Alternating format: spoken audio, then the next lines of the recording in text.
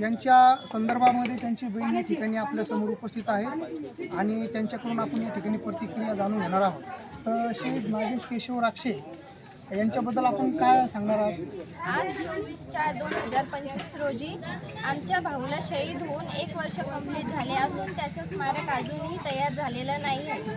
आमची शासनाकडे फक्त इतकीच मागणी आहे की त्यांनी आमच्या भाऊचं स्मारक तयार करून द्यावे आणि त्या स्मारकाच्या जागेसाठी आमच्या वडिलांचा घातसुद्धा झालेला आहे. आमच्या वडिलांचा घात झाला आणि आमच्या वडिलांना न्यायसुद्धा मिळावा. आमची फक्त एवढीच मागणी आहे. व त्यांचे शहीद झाल्याच्या नंतर त्यांचं स्मारक व्हावं व त्यांच्या स्मारकासाठी जागा उपलब्ध व्हावा यासाठी आपण कोणाकडं पाठपुरावा केला होता? शासना म्हणजे संबंधित ग्रामपंचायत तुम्ही सरपंच ग्रामसेवक त्यांच्याकडे पाठपुरावा केला होता? त्यांच्याकडे केलं. बरं ठीक आहे. आणि त्यांनी काय प्रत्युत्तर दिलं तुम्हाला सरपंच आणि त्यांनी ग्रामसेवक? उत्तर आम्हाला हे दिलं की होईल करू, प्रयत्न सुरू आहे. प्रयत्न सुरू आहे. प्रयत्न सुरू आहे. आणि ज्यावेळेस तुम्ही तुमचे वडील ज्यावेळेस घातपात झाला तर त्याबद्दल तुम्हाला काय संशय आहे? काय वाटलं तुम्हाला त्यांच्या घातपाताच्या संदर्भात? गावातल्या काही लोकांचं म्हणणं असं झालं की हा SC समाजाचा आहे तर आम्ही याला ग्रामपंचायत समोर याचं स्मारक बांधणार नाही. तर हा एक जाती भेदभाव असून आमच्या वडिलांचं या जागेसंदर्भातच घातपात घेण्यात आला. आमचं इतकं म्हणणं आहे. बरं, या अगोदर तुमच्या वडिलाची आणि ज्या ज्याच्याकडून घातपात झाला त्यांच्या कधी अगोदर कधी वादविवाद झालेला होता? नाही, कधीच नाही. बरं ठीक आहे. मग याचं नेमकं कोणी दिलं होतं ते तुमच्या वडिलाला? त्यांचं नाव काय? एक व्यंकटी सदावर्ते म्हणून आहे. बरं व्यंकटी सदावर्ते आणि एक रियाज शेख म्हणून. बरं, तर त्यांनी कुठं नेलं होतं तुमच्या वडिलाला? माझा भाऊ जो शहीद जवान आहे काय अग्निडव आपण दिलेलं आहे. आमचं शेत आहे, शेताच्या बाजूला दुसरं शेत आहे. त्या शेतामध्ये ते व्यंकटी सदावर्तेचं शेत आहे. त्यांचं स्वतः मालकीचं? हा, मालकीचं आहे. बरं. आणि तिथं त्या शेतात गेल्याच्या नंतर पार्टी वगैरे करत असताना तुम्हाला काही संशय आहे का की त्यांनी त्या पार्टीमध्ये किंवा त्यांना काहीतरी विषारी वगैरे त्यामध्ये खाल्ली किंवा मार वगैरे असं काय मार होता का काही खाण्यात त्या मिश्रण केलेलं होतं असं काय वाटतं? मी ज्या टायमाला त्या ठिकाणी गेलो ना मला फोन आलेला होता. ते दुसऱ्याच्या फोनवर फोन आला. मी त्या हिशोबाने तिथे गेलो. त्यांनी मला घेऊन गेलो. तर त्या टायमाला तिथं मी गेलो. त्याचं तोंड आहे का नाही मातीत खुपशेल होतं. मातीत खुपशेल होतं. तुम्ही त्याला असं गळ्यात साखळी होती. मातीत पण खुपशेल होतं. पूर्ण तोंडा नाकात माती जाईल होती. आणि हाताला असं शॉक दिल्यासारखं होतं नाही. कारण की त्यांच्या हात काळे पडले. नाही त्याचा हात नाही. त्याचे हात असे आहे आणि पूर्ण काळा पडलेला होता. हा, तोंडात माती होती. ती माती एकदम अशी नाका तोंडात काही माती होती. जखमी वगैरे काही झालेलं नाही होतं?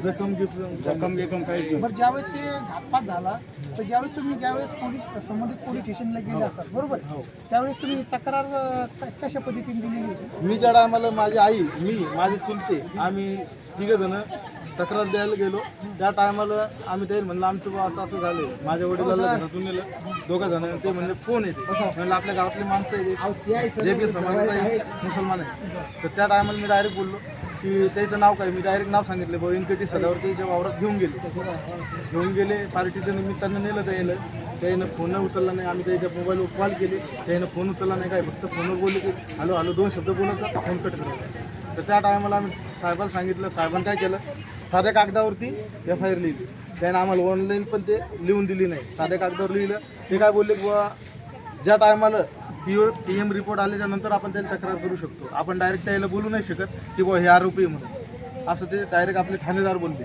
नाही, परंतु तुम्ही असं ठोस नाव सांगितले असेल की जरी तुम्ही मारताना बघितलेलं नसेल बरोबर, परंतु त्यांचा घातपात झाला ज्यावेळी सोबत होते बरोबर, तर त्यांनी प्लॅनिंग करून त्यांना घातपात केला असं तुम्हाला म्हणायचं. तुम्ही संशयित आरोपी म्हणून त्यांच्या नावाचा उल्लेख त्या ठिकाणी केलेला आहे का? हो केलेला आहे. त्या सरांनी तर पण मग काय संशयित आरोपी म्हणून सेक्शन 306 नुसार त्यांनी गुन्हा वगैरे दाखल केलेला आहे का? नाही ते तसं काहीच नाही केलेलं. म्हणजे सांगण्याचं तात्पर्य असं आहे संबंधित ठाणेदार यांनी असं म्हणायचं की त्यांनी आकस्मिक मृत्यू दाखवला. आकस्मिक मृत्यू दाखवला तो यायला आकस्मिक किंवा की यांनी कोणी यांना मारलं किंवा सांगण्याचं तात्पर्य आहे की त्यांचा आतून एखादी रक्ताची उलटी झाली, असं त्याचं तात्पर्य झालं ते. रक्ताची उलटी किंवा त्यांना अटॅक आला असेल असं त्यांचा म्हणण्याचा उद्देश आहे बरोबर. आता तुम्ही याच्या अगोदर संबंधित वैद्यकीय अधिकारी यांच्याकडे त्यांचा अहवाल मागण्यासाठी कधी तक्रार अर्ज केला होता? नाही ते सर काय बोलले की तुमचा रिपोर्ट आपल्या पोलीस स्टेशनमध्येच येणार आहे. आम्ही त्या टायमाला तिथं पण गेलो. ते काय बोलले PM रिपोर्ट आला पण तुमचा ते अमरावतीचा रिपोर्ट आलेला नाही असं डायरेक्ट पोलीस ठाणेदार बोलले. बरं ठीक आहे. आता याच्यानंतर तुम्ही त्यांची शहीद जवान यांची बहीण आणि भाऊ आहे ना, हां, तर याच्यानंतर जर तुम्हाला न्याय जर यांच्याकडून संबंधित पोलीस स्टेशन असेल किंवा या जागेच्या स्मारकासाठी इथले संबंधित ग्रामपंचायत असेल, कलेक्टर असेल किंवा मुख्य कार्यकारी अधिकारी शिवसाहेब असेल, जर यांच्याकडून तुम्हाला जर न्याय नाही मिळाला तर तुमची पुढील स्टेप काय असणार आहे त्याबद्दल काय बोलणार आहे? तर तुम्ही काय करू शकता नंतर?